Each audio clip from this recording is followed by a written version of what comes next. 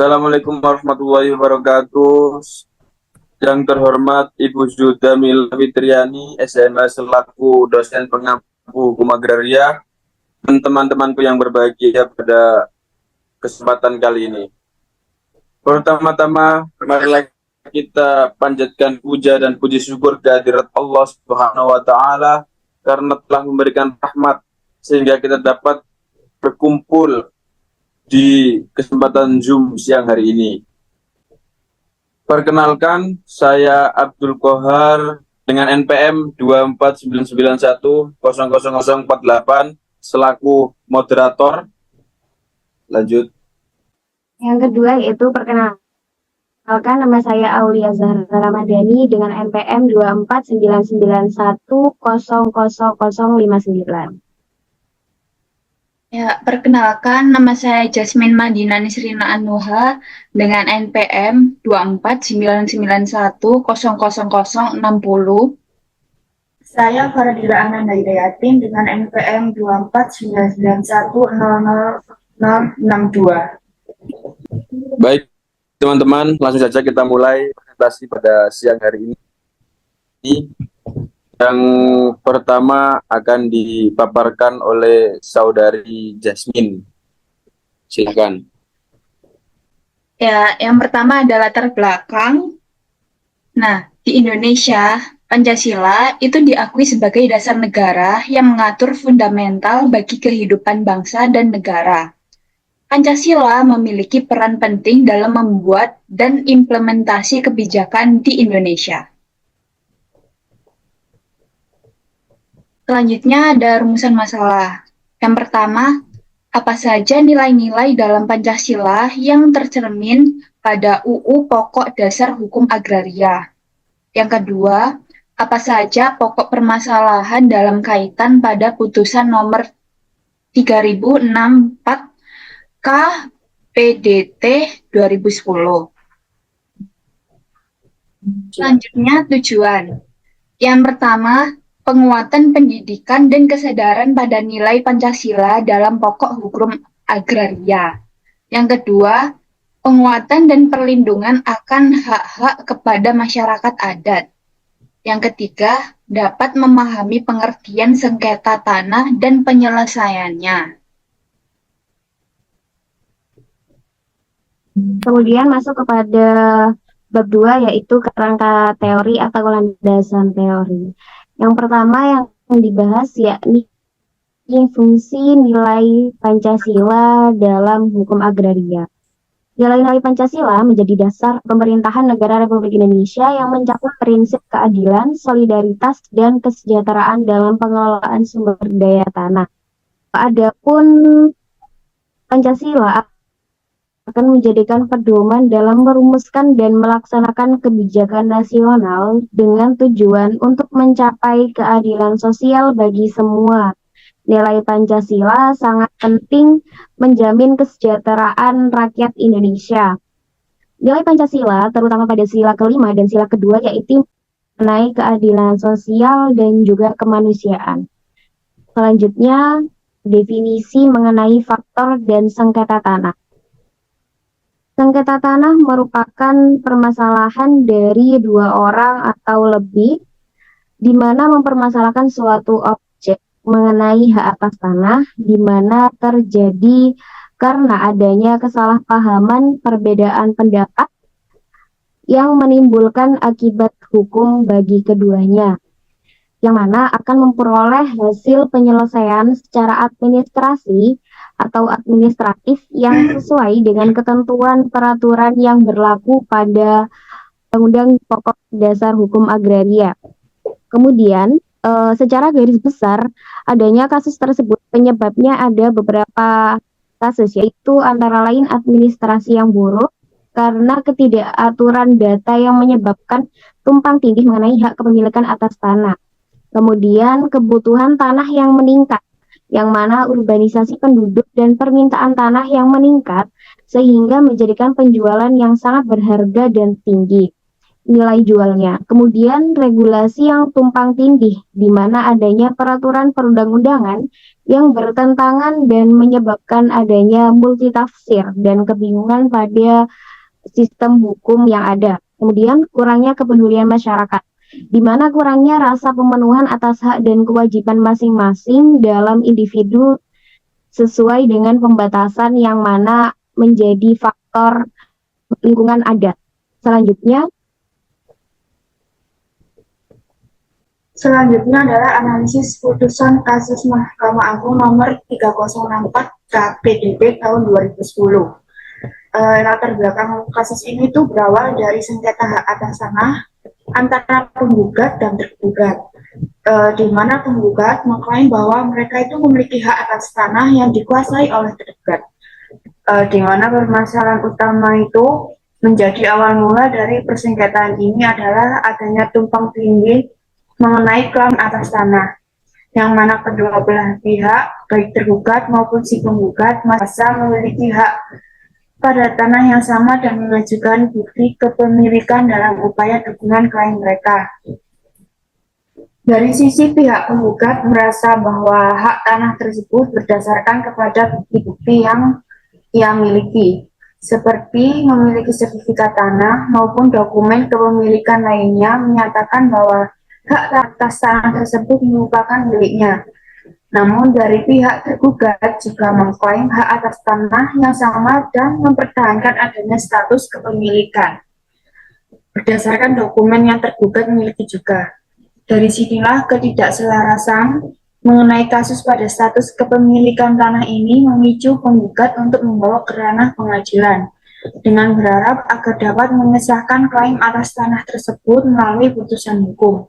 Adapun kronologisnya dimulai pada tanggal 23 Januari 1973 ketika Tonsel Bonai Ubuya mengambil alih sebidang tanah yang diberikan kepadanya yang diberikan ayah kandungnya Demianus Tanawi. Pengumuman tersebut didasarkan pada hubungan kekerabatan antara istri Demianus Tanawi, Yuliana Mundoni, saudara perempuan Helena Mundoni selaku istri penggugat. Penggugat beserta keluarganya memberikan merawat tanah tersebut serta membangun satu rumah permanen. Lalu pada tanggal 11 April 1986, Demian Sanawi mengunjungi penggugat untuk memeriksa keputusan batas tanah di hadapan tergugat kedua dan tergugat ketiga. Pada tahun 1989, program Camat Yapen Selatan mengambil alih pengelolaan kepemilikan tanah tersebut. Lalu pada tanggal 1 Agustus 1989, surat konfirmasi pernyataan Demianus Tanawi dikirimkan kepada penggugat. Dan pada April 2009, tergugat mulai membangun rumah di atas tanah milik penggugat. Akibatnya, satu tempat tinggal tersebut rusak dan mengalami kerugian sebesar 25 juta. Next.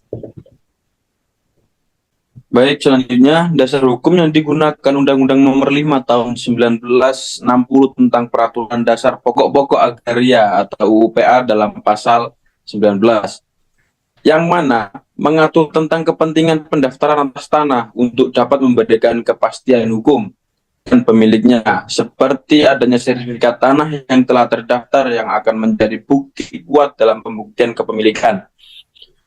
Dan dalam kasus ini, bukti yang diakui secara hukum atas hak kepemilikan sengketa tanah tersebut adalah sertifikat yang diterbitkan oleh Badan Pertahanan Nasional atau BPN, yang dipertimbangkan validasi atau keabsahannya di muka pengadilan. Next. Lalu selanjutnya ada kekuatan hukum dalam perkara. Kekuatan hukum dalam perkara ini ada 3. 1. Prinsip kekuatan pembuktian. Dalam sengketa perdata mencakup alat bukti tertulis yang mana berupa seperti akta autentik yang punya 3 macam, yaitu 1. Kekuatan pembuktian secara formil, di mana para pihak pemberi bukti bahwa mereka telah menjelaskan apa yang ada dan tertulis dalam akta tersebut. 2. Kekuatan pembuktian secara material, adanya pembuktian antar pihak bahwa telah terjadi hal yang sebenar-benarnya dalam peristiwa yang terjadi pada kita. Dan yang terakhir, kekuatan secara mengikat. Pembuktian secara hukum dengan pengakuan tersebut telah menghadapkan dan dicatat tanggalnya kepada pegawai umum dan menjelaskan isi dari akta tersebut. Lalu, yang nomor 2, keabsahan bukti kepemilikan. Pengadilan menilai bahwasanya bukti yang diajukan oleh penggugat dianggap tidak cukup valid untuk membatalkan hak kepemilikan atas tanah yang disengketakan. Yang terakhir, putusan pengadilan yang mengikat, di mana Mahkamah Agung memiliki kekuatan hukum tetap atau inkrah setelah kasasi ditolak, yang mana berarti putusan kali ini tidak dapat digugat dan harus diterima hasilnya. Next. Lalu untuk penyelesaian sengketanya, pemohon memutuskan untuk menyelesaikan kasus tersebut melalui jalur hukum. Pada tingkat kasasi, Mahkamah Agung memberikan pendapat bahwa yang menjadi sengketa adalah tanah adat milik orang tua tergugat, yang dihibahkan tanpa adanya upacara adat. Berdasarkan keterangan penggugat dalam bentuk keputusan adat pada tanggal 9 Desember 2009, Pengadilan Adat memutuskan bahwa tanah itu dibagi menjadi 2 bagian. Bagian selatan diberikan pada Tons Bona Upuya dan sisi utara diberikan pada Darius Tanawani. Selain itu, akta peralihan hak atas tanah tanggal 1 Agustus 1989 yang diajukan oleh penggugat tersebut adalah palsu dan cacat hukum. Oleh karena itu, Pengadilan Tinggi Negeri tersebut mengabulkan persidangan ulang dan menguatkan putusan perdamaian dalam Pengadilan Adat nomor 85 KDPA DYX1 2009 untuk menjaga stabilitas, keseimbangan, dan keharmonisasian antar suku. Next. Selanjutnya yaitu mengenai harmonisasi nilai-nilai Pancasila pada putusan Mahkamah Agung nomor 3064 K Perdata 2010, di mana yang dijelaskan pada kerangka teori sebelumnya, yang mana mengaitkan pada sila kedua dan sila kelima.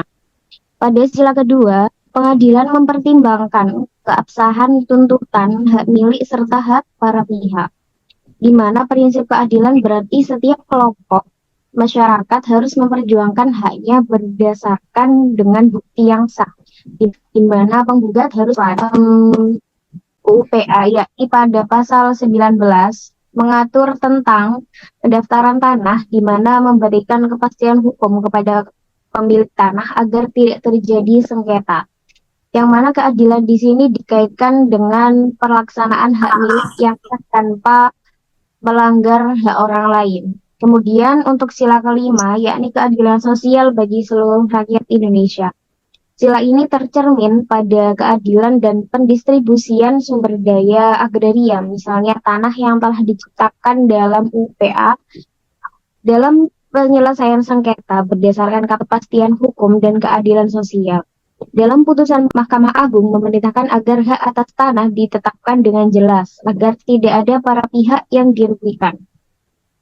Dengan pasal yang relevan, yakni pada pasal 10 UPA, yang mana berbunyi penguasaan tanah pertanian oleh seseorang secara langsung maupun tidak langsung tidak boleh membahas mengenai hak pengelolaan dan pembagian tanah, yang mana merupakan cerminan dari sila kelima, yakni semua orang berhak mempunyai hak pengelolaan dan kepemilikan tanah tanpa pengaruh dari pihak manapun. Selanjutnya, Baik, terima kasih. Kita sudah berada di ujung pemaparan materi. Jadi saya sebagai moderator akan membacakan kesimpulan yang sudah dipaparkan oleh teman-teman tadi. Kesimpulannya secara keseluruhan, Pancasila berfungsi sebagai dasar pembentukan prinsip keadilan kemanusiaan, kedaulatan, dan persatuan dalam hukum agraria di Indonesia. Pancasila tidak hanya berfungsi sebagai dasar ideologi negara, tetapi juga sebagai pedoman dalam pengaturan dan pengelolaan sumber daya agraria.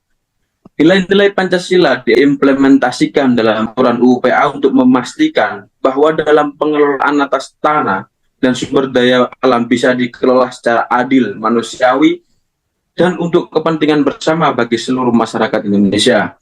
Dan persengketaan hukum semua bermula dari adanya keberatan dan tuntutan hak milik atas tanah, baik dalam skala prioritas maupun status tanah, dan juga pelurusan tumpang tindih dalam administrasi atas surat kepemilikan dengan maksud tujuan untuk memperoleh penyelesaian dengan ketentuan hukum yang berlaku dan mempunyai ketentuan hukum tetap. Baik, terima kasih. Kurang lebihnya saya mohon maaf atas perkataan dan penjelasan. Barangkali ada yang kurang berkenan di hati kalian atau kurang cocok. Saya selaku moderator mewakili teman-temanku, saya mohon maaf sebesar-besarnya. Sendiri tanpa kekasih, sekian, terima kasih. Assalamualaikum warahmatullahi wabarakatuh.